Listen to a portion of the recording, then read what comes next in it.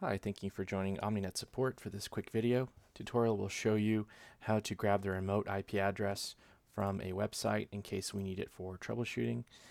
Please remember that you can use any browser for this, but in this example we're using Chrome.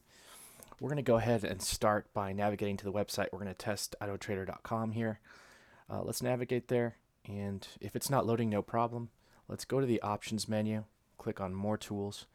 It's a little cut off here, but you'll see there's a developer menu, developer tools option that you can click. It also shows you what shortcuts you can use. I'm on Mac, but on Windows, either one will show you how. This new console window will pop up on your screen, and as you can see, there's some content in there already.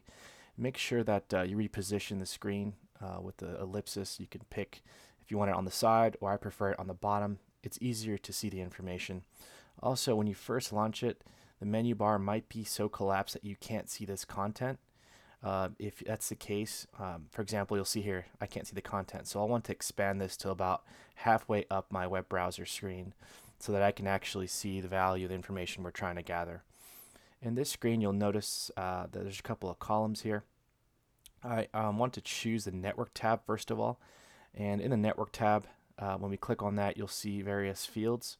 In my case, I have all these fields. There's one called remote address. I already have that on my screen, but if it's the first time launching, you may not have that. You're going to want to right click on, for example, status. You'll see all these options, and make sure remote address is selected. That's the field that we want to get the value from. So click remote address if it's not selected already, and you'll notice it fields there. Refresh the page or navigate to the page if you're not there already. You'll notice all this content starts loading as the data is coming in.